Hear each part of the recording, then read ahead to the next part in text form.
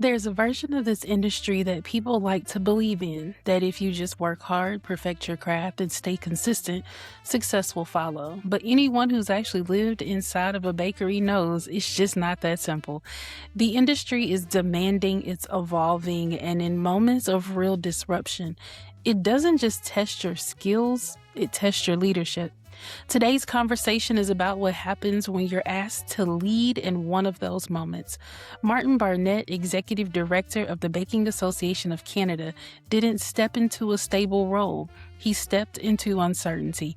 What was supposed to be temporary leadership during a pandemic turned into years of rebuilding, rethinking, and helping stabilize an entire national organization. But this episode goes far beyond that moment. We talk about the hard truths bakers need to face if they want to stay relevant, what actually separates businesses that last from the ones that burn out, and why taking care of your people isn't just good leadership, it's the foundation of profitability. This is one of those conversations that changes how you think about success in this industry, because it's not just about what you make, it's about how you lead, how you adapt, and how you build something that can actually last. So if you've ever questioned what it really takes to sustain a bakery or the baking industry entirely, this episode is for you. Welcome back to the podcast, everyone. Today, I am being joined by Martin Barnett from the Baking Association of Canada. Martin, welcome to the podcast. Thank you. Pleasure to be here. So you and I will meet officially in a couple of weeks. Super excited to come to Canada. But one of the things that I'm really excited about is letting our audience know all of the great things that you guys are doing there. But also to know about the person behind it. So you've seen nearly 50 years of this industry, from family bakeries to national leadership. What's one hard truth about the baking industry today that you think professionals need to accept if they want to stay relevant? That's an interesting question. One hard truth is that uh, the whole of this industry is hard, and it's changing all the time, and you have to stay current and stay relevant for your customers. And as a business owner, as a bakery owner, you have to take care of your staff, and you have to treat them with respect. You have to train them properly. And if you have a good team behind you, then you'll have great success.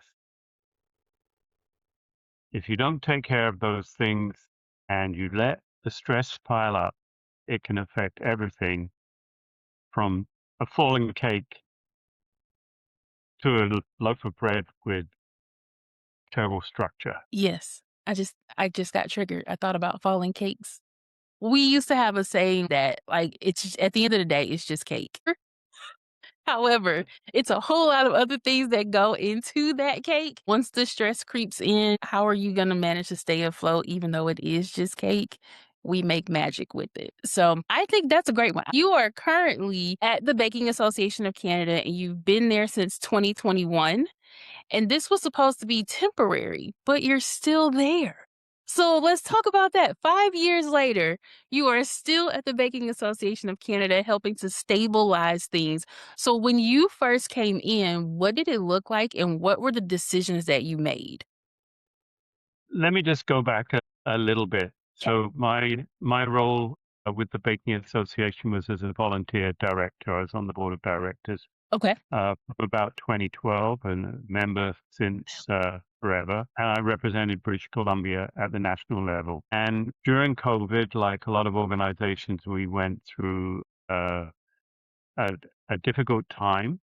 Um, Most of our revenue came from our bakery showcase. Mm-hmm. And in 2020 and 2021, we were unable to present that. So the directors were um, confronted with this challenge of running an association, running bricks and mortar offices with 6 staff and a CEO, with diminishing returns. And if we hadn't have been able to have a show in 2022, we may not have been able to um, uh, perform our responsibilities to staff if we had to close the association down. And there was enough money in 2021 to do that. We had to make a very difficult decision to lay off the staff. Some of them have been there since day one, over 25 years. And it was emotional, people that we work with, but it was the fiscally responsible thing to do, because as directors of a national nonprofit, even though you're volunteers, you're still responsible Hmm. to pay for the lights and pay for the staff. So we went through this this process, and it was very difficult. We had to lay off the staff, and at the end of these really big discussions, the question was asked, well, what happens the day after? And nobody knew the answer to that. So I was the semi-retired director, and I said, well, maybe I can answer the phone and write emails. And everybody went, yeah, fine, okay, you can do that. So I did, but the day after, nobody else in the baking world knew that the BAC had gone through a transition. So all of a sudden, there was 50 emails to deal with and 50 phone calls. And it wasn't long before I realized that Baking Association needs a manager. It doesn't need just a phone answer. Yeah. So after a few weeks, I went back to my fellow directors and I said, look, we need a manager. They ignored me for a couple of weeks, and I said, we need a manager. Do you want me to do it? And then they started speaking to me again and said, can you do it? So I said, okay, I'll do it for, a temporary period until we decide what. So we went from survival mode Hmm. to getting on with business. And it was an opportunity for us to reset as well. Hmm. And once we came through the pandemic, everybody was ready to start afresh anyway. So this was an opportunity. We seized the opportunity to sort of reset the association, and and then I started having fun, Kimberly. Yeah. It's like, hey, I'm talking to bakers all day. I'm talking to the industry. I'm talking to bakery ingredient people and Hmm. and, and government people, and this is fun. So Um, so I carried on, and then we had a show in 2022, and it was successful. And then we were already planning the 23 show. But well, I'll just stay for another 12 months, and it went on like that. So now in 2026, we have a staff of 5, we have a team of 5, including me, and we've been holding events all over Canada. We've expanded our membership. The bakery showcase has been extremely successful, so they've stabilized our finances, and we're able to use those residuals for the benefit of our members and for the benefit of the bakers in Canada. Sorry, that was a long-winded answer to I your love the question. story. I was right with you going all the way through it because one of the things I thought about was so many people really had to pivot during COVID. And I've listened to bakers, I've listened to like the larger corporations all talk about COVID put a pin in things and it disrupted everything. And it's like, what do we continue to do? What don't we do anymore? How do we move forward? And one of the things I talk about to people is we can't pretend like COVID never happened. Like it completely changed how we do business. And we have to acknowledge that it wasn't just, oh, we were in lockdown. Our entire lives were shifted simultaneously. And it was an opportunity for people to either reset or there's people who got left behind in that. There were people who were very, very successful when they decided to reset versus the people who stuck with, oh, we can just keep doing things the same way. No, we can't. We're all different. And that has been such a topic of conversation, particularly on the podcast and ones that will air after yours. There's several conversations about this, where bakers talk about what happened in that pivot, like that 2021, 2022. What were the decisions that they made that set them up for now? And you taking on the responsibility of being like, well, do you want me to manage this? And then them being like, sure. And now here we are several years later, and you're still going strong. And at least you're having fun while you do it. Still, still having fun. And it's interesting what you said about how bakers pivoted because we watched some bakers that really struggled and we watched some bakers that emerged stronger. And I think one of the things that the pandemic taught us was how to operate with leaner resources, how to trim everything except your quality, Yeah. your hours of opening. I think a lot of people that worked less during COVID suddenly realized that there was a life outside of the bakery. There was something else going on instead of being by the bench Hmm. 24/7. And those that have survived are now surviving with, and I'm talking about the smaller shops here in particular, they look after their staff better. They have better opening hours. You don't need to be open at 6:30 in the morning and close at 8:30 at night. You can train your staff. Hmm. You could train your customers, I mean, Yeah. not to expect you to be, at their beck and call whenever they want a muffin and a coffee. And you can close for 2 days a week. And so a lot of people when they reset, they work, they might be open the weekend, they might be closed Monday, they have a very busy week Tuesday to Saturday, and their staff like that too. When you're open 7 days a week, when you're doing the scheduling, someone always has to work, you know, the unsociable shifts. I definitely think that the industry has shifted and we understand work-life balance a little more. At the RBA, there's a lot of discussions on how do we make bakeries a better place to work. And lots of conversation around in the business of baking, taking care of your people needs to be one of your top priorities and not just we need to make money, we need to make money, we need to make money. If you take care of your people, you will make more money. And so that has been something that it's a huge mission and passion for me personally, is helping more bakery owners understand if you take care of your people will take care of the profit. But my question for you, from your perspective, what separates a bakery that survives from one that can become a long-term institution? Success of survival means that you go to work every day and you're making a profit. You have a work-life balance. You're looking after your staff. You're looking after your clients. You're making a beautiful product, and you can still lock the door at the end of the day or at the end of the week and not feel totally exhausted. And I'm talking about your small and medium-sized bakeries, the ones Mhm. that you and I work in. Yeah. Um, you know, the big bakeries, they have there's another matrix for their survival. But I think it's always for the bigger bakeries is to learn from the smaller ones, what do people want to eat?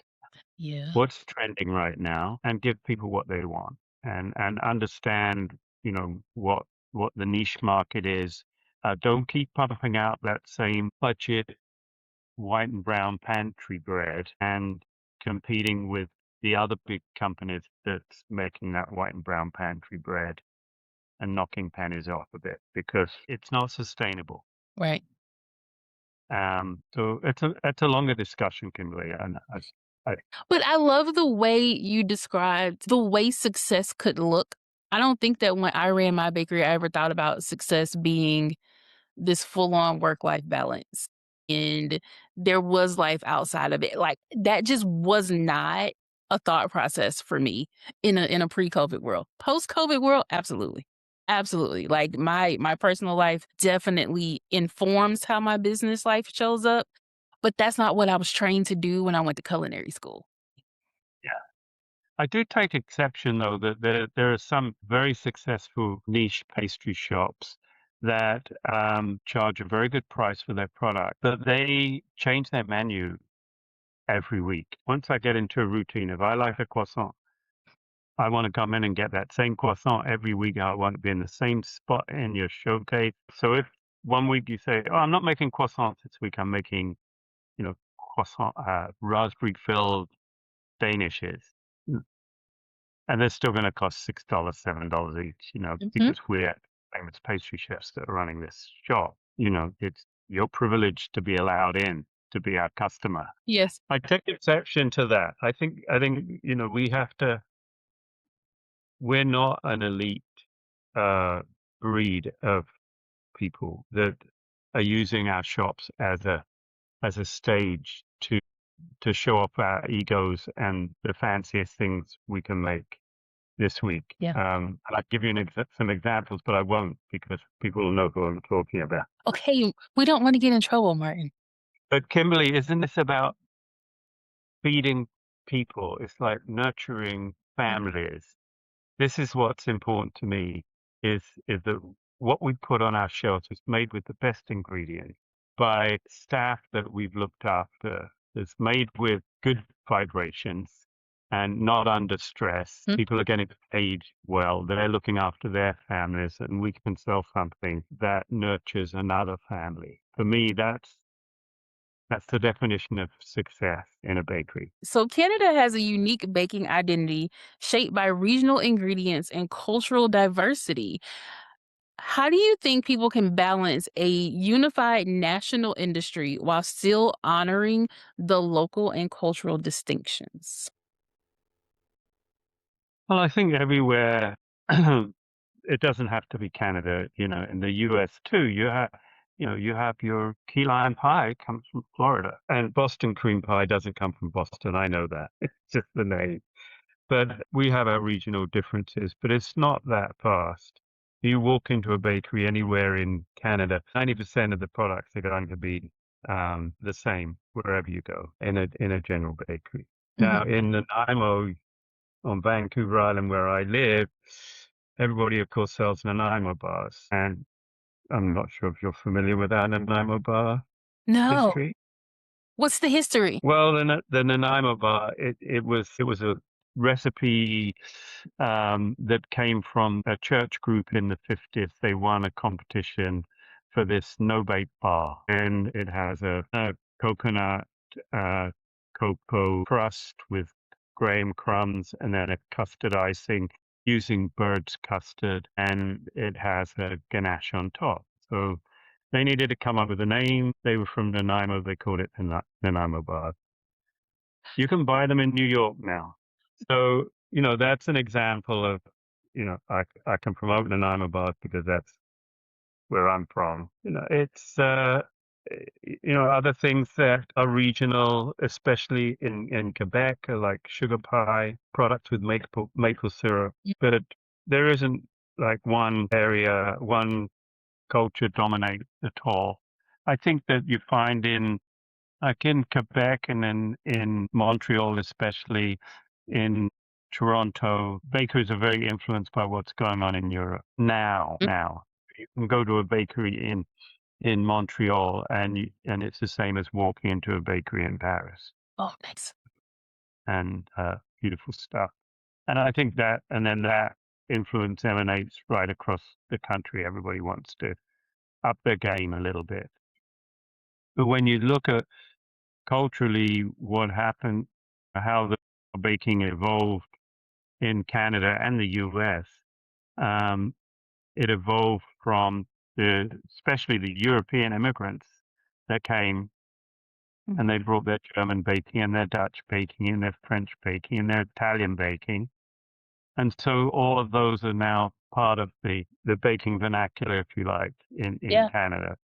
You can walk into a bakery and you can get, a panettone, you can get a croissant, you can get a German rye bread, Mhm. and you can get a Dutch shortbread, and all in one bakery. Yeah. So we've been blessed to have all of these influences, and that's not just Canada; it's North America too. Yeah. But I'm looking forward to visiting Canadian bakeries. That now there's Asian influences Yes. that there wasn't 25 years ago. there's Korean bakeries and Chinese bakeries.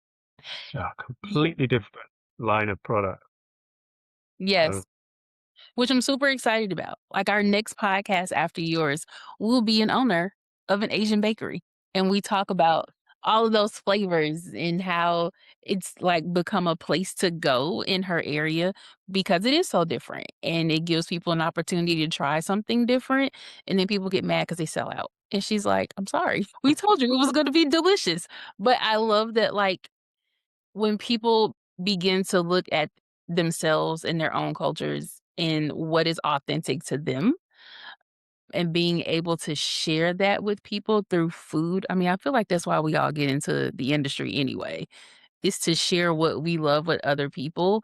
And so I love that cross culturally. Okay, so let's talk about association. So I love the fact that RBA and Bakery Association of Canada, as well as ABA, like there's this lovely partnership that's happening right now. What do you think people are missing when they don't think they should be a part of an organization or they don't necessarily understand what the organization can do for them? Can you speak to that?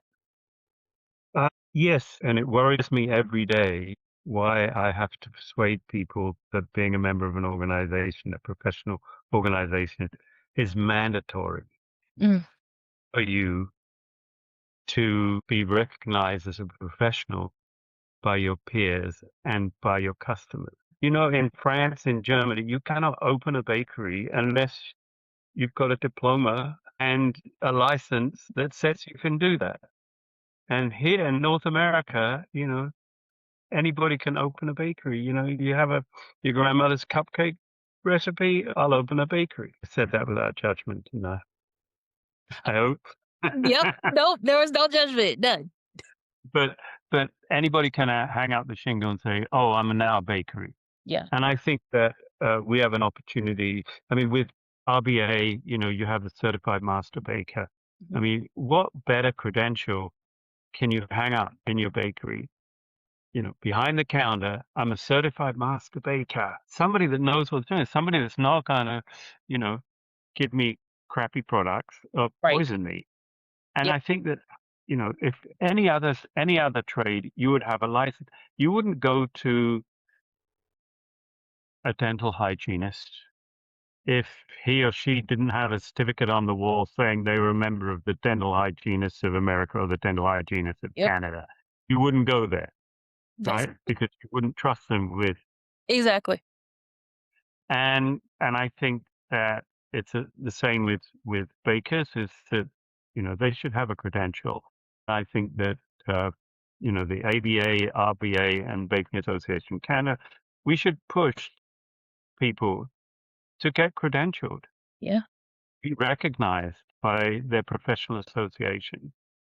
So that's one. That's why I think for us, for the Baking Association of Canada, I mean, we represent everybody. So, RBA, you represent retail bakeries, Mhm. ABA, industrial bakeries. We represent every bakery, the small artisan sourdough shop on the corner and the Lord. big industrial guys as well, and everyone in between.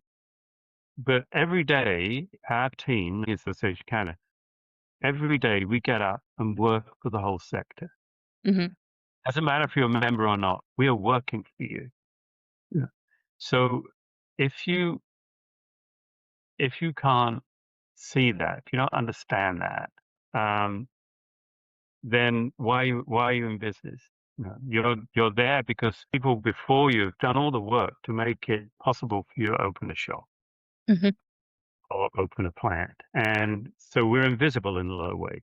Mhm. And of course, in Canada, we're very polite, quiet. So we're not knocking on doors, screaming at people, saying become members. We Right. just want to become members.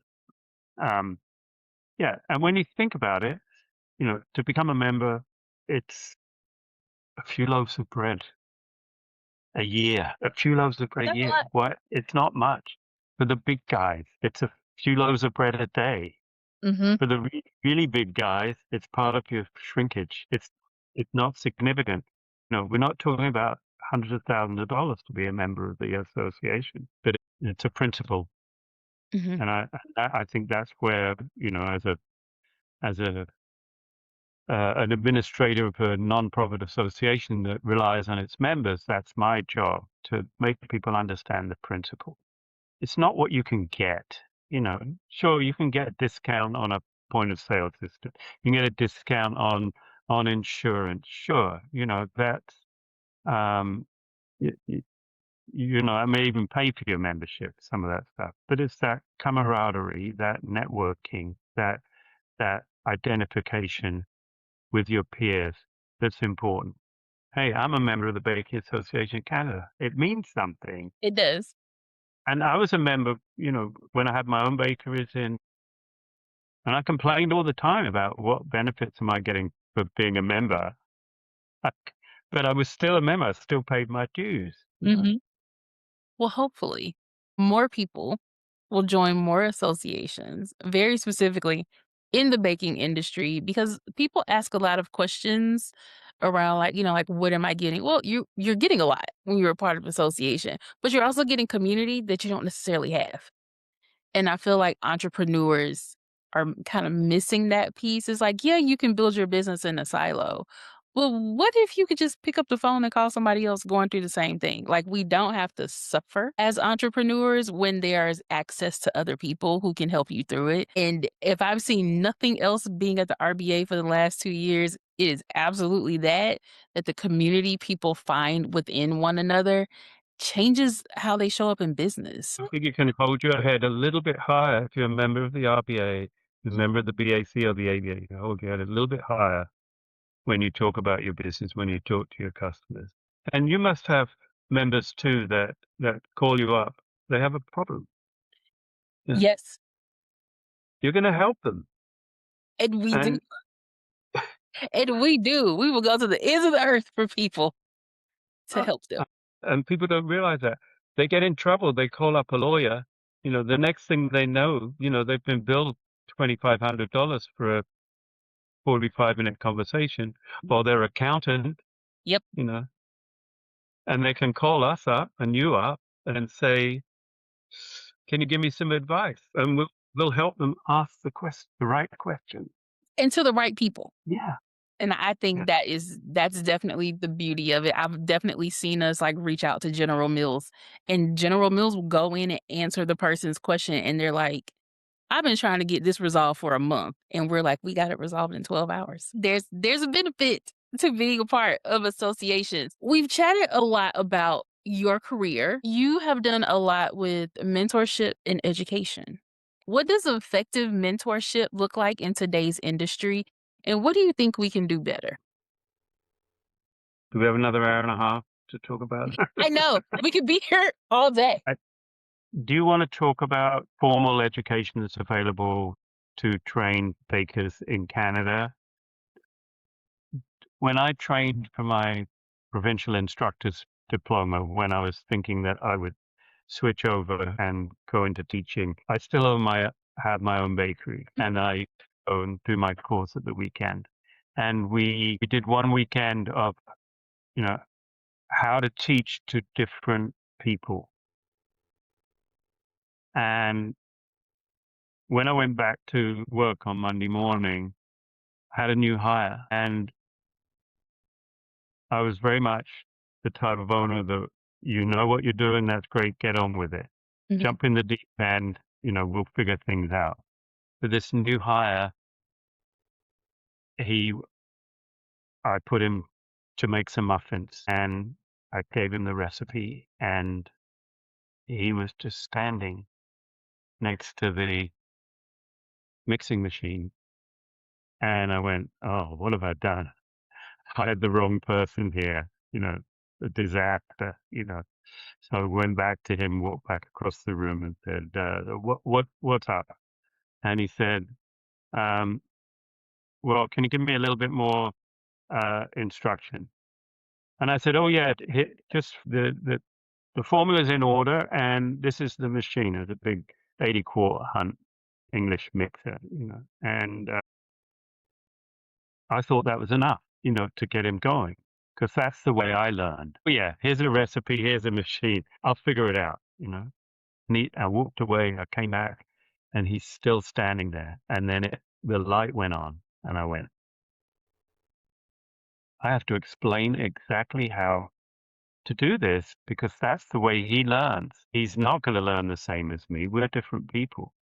And I stood next to that machine. I broke down that machine completely. I even told him where it came from, what it could do, how the bowls worked, how the safety worked, how to everything. And I went through the recipe and I went through step by step by step. Thank you. And then he carried on. He was a great worker after that. But that's a mistake that I made for 15 years, Mhm. Kimberly, is that if somebody wasn't my type, then I didn't give them sometimes I didn't give them the time of day. That was sad. I missed out on a lot of talented people. Yeah. We used to I'll tell you a funny joke. When we hired right at the beginning, when we were, collective starting a bakery, and one of the questions in the hiring committee was, "What kind of music you like?" If they said reggae, they were hired immediately.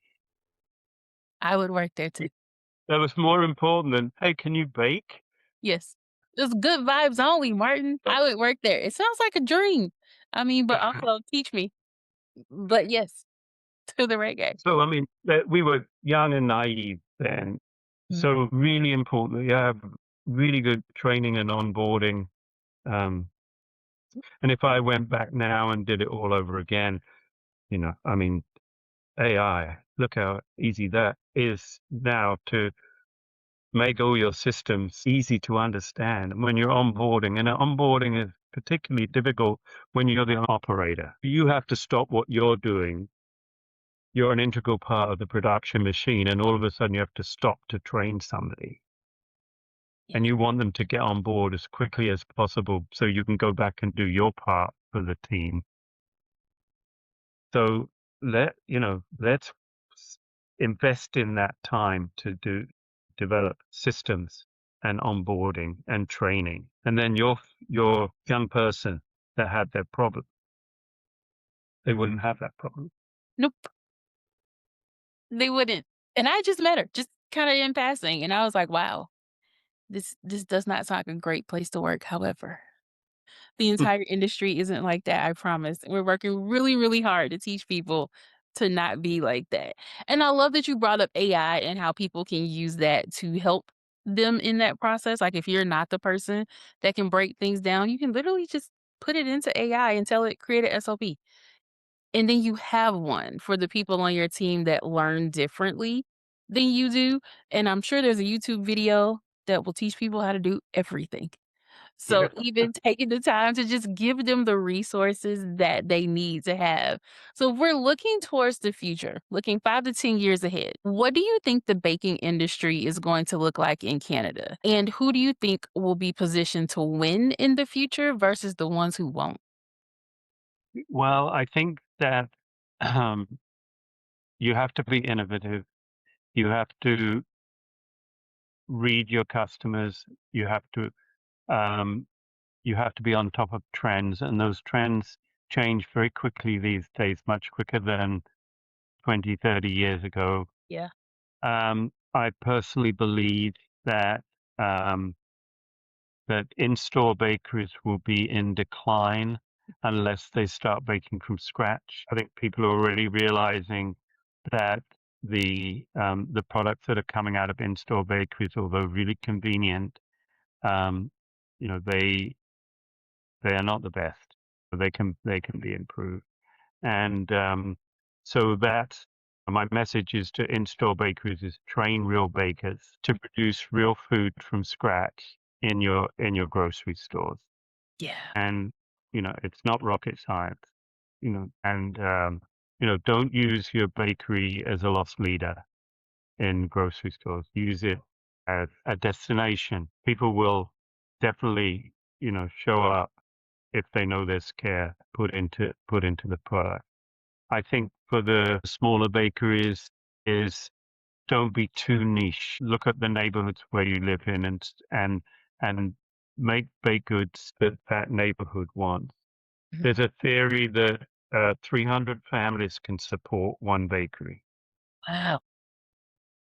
1,000 people can support one bakery, a neighborhood bakery. So think like that. If you have if you have niche ideas, if you're a specialty bakery, be careful that you don't alienate the other 95% of people. Mhm, So, if your shtick, like mine, is to make, whole grain sourdough bread, mhm. fresh milled, it's lovely, but have that softer sliced loaf of bread available at the same time. Yeah. And don't be snooty about your products. Yes. There's definitely a fun component to going to the bakery. Yes. Don't take that fun away. So, in closing, this is my last question for you. If you had a room full of bakers, educators, and industry leaders right now, what would you challenge them to do differently starting tomorrow? Just one thing, Kimberly, You can give me your top 3. I think that if they were bakers, it would be to stay current, to look after their staff, to do professional development themselves, Mm, uh, and not keep pumping out the same things that they learned in school 30 years ago.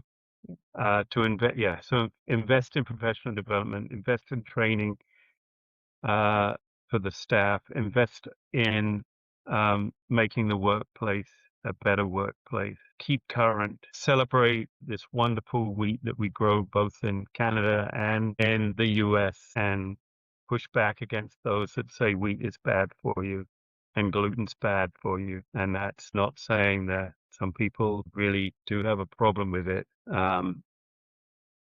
Yeah, I think that's perfect. For sure. So I will be seeing you in a couple of weeks at Bakery Showcase. Super, super excited to be coming to Canada. And if you want to tell our audience a little bit about it, what's the show about? We know it's in May. You said you're almost sold out, right? yeah.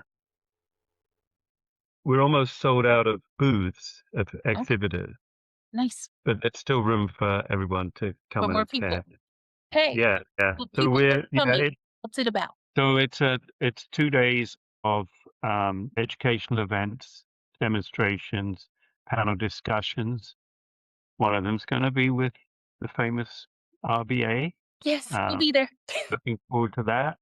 Um, the events range from discussions with a panel of successful retail bakers to panel of regulatory and government relations people. We're going to, as you might know, we've been promoting these smaller events called Farmer Miller Baker across Canada over the last 2 years. And so we're going to have a slightly bigger national focus on the Farmer Miller Baker. We have all the regular exhibitors there, plus some really innovative new exhibitors that are showing off their product. Okay. We have some exhibitors that are bringing whole bakeries Okay. with them. Okay. So there's going to be some on-site baking. And most importantly of all, we're having a heat of the Canada Cup where 5 teams of 2 are going to compete to win the Canada Cup. So it's based on um, kind of like the Coupe du Monde de Boulangerie, the Mondial du Pain. They have to make some different kinds of bread, some different kinds of viennoiserie. They have to make a showpiece. And then the winner has the opportunity to go and represent Canada at the Mondial du Pain in 2027. We had the first competition last year in Montreal. We have carries on this year. Next year, the show will be in Vancouver, British Columbia. Mhm. And so yeah, this is gonna be a lot of fun. I'm Uh, for sure. I can't wait. I'm very excited for all of it. And yes, we'll be speaking, we'll be presenting on some things, but this has been one super informative. I absolutely love doing our podcast because I learn so much all the time. And this did not disappoint at all. Thank you so much for taking time to chat with me today. I know our audience will enjoy this. I know the Canadian audience will enjoy this as well. And I will see you soon. Thank you so much, Martin.